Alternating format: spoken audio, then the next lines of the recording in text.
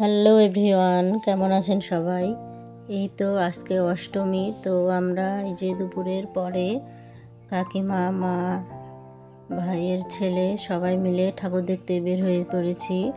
আজকে যাব গ্রামের দিকে, তাই দুপুরে খাওয়া দাওয়া শেষ করে তাড়াতাড়ি রওনা দিয়ে নিয়েছি, কারণ খুব ভিড় হয়। এই জন্য গ্রামের ঠাকুরগুলো বিকালের মধ্যেই দেখে নিলে শহরে রাতে দেখা যাবে। আর যেহেতু গ্রামের ঠাকুরগুলো বেশি লাইটিং করে না, তাই দিনের বেলায় আমরা বের হয়েছি দেখার জন্য। তো বেশিরভাগ মণ্ডপেই মানে ভিড় ততটা ছিল না। আর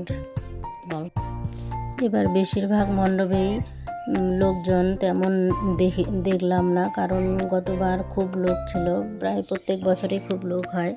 তো এবার সেই তুলনায় অনেক লোক কম। আর এখন বিকেলবেলা প্রায় 4টা সাড়ে 4টার মতো বাজে। আমরা এখন চলে আসলাম মাধবপুর গ্রাম।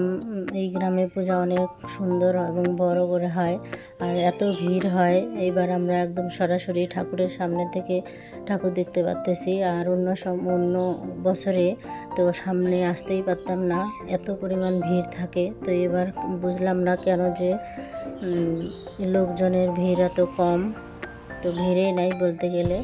তো আমরা সুন্দরভাবে ঠাকুর দেখতেছি, আর ঠাকুর এই যে ছবিও তুলতে পারতেছি।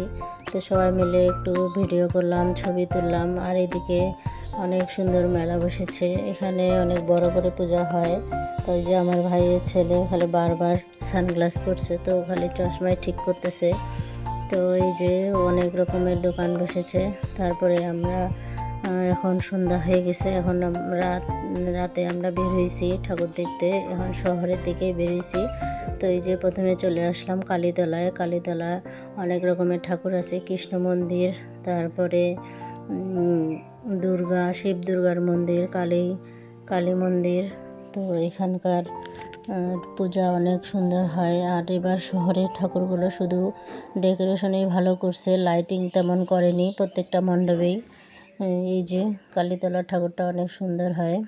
তো বরাবরই ঠাকুর অনেক তো ভালোই হয়। তারপরেও এখন চলে আসলাম শ্যামরায় বাসা। এখানে অনেক সুন্দর থিম করে, তো এবার থিম করেনি, এই যে শুধু ডেকোরেশন করছে। এগুলো শলা দিয়ে অনেক সুন্দর সুন্দর ডেকোরেশন করছে, দেখতে খুব ভালো লাগতেছে।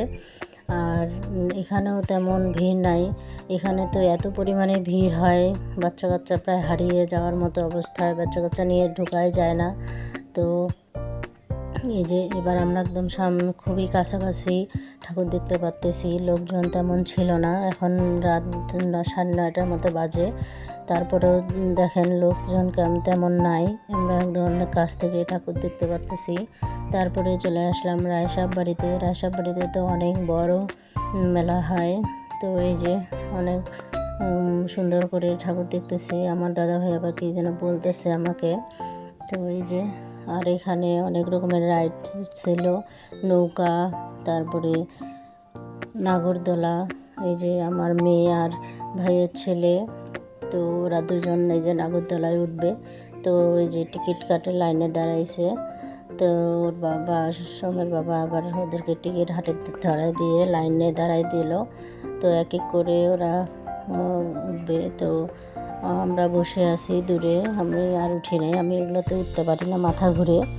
তো ওই জন্য ওরা উঠছে। তারপরে রাইডে ওঠার পর তারপরে চলে আসলাম খাওয়া দাওয়ার রেস্টুরেন্টে। তো খাওয়া দাওয়া করব, যেহেতু ঠাকুর দেখতে দেখতে অনেক ক্লান্ত হয়ে গেছি। তো আমরা এই যে চলে আসলাম একটা রেস্টুরেন্টে, এটা হচ্ছে সানন্দা রেস্টুরেন্ট। তো আমরা এই যে নান আর গ্রিল নিয়ে নিলাম। তো আজকের ভিডিও আপনাদের কেমন লাগলো অবশ্যই কমেন্ট করবেন। সবাই ভালো থাকবেন, সুস্থ থাকবেন, সবাইকে টাটা।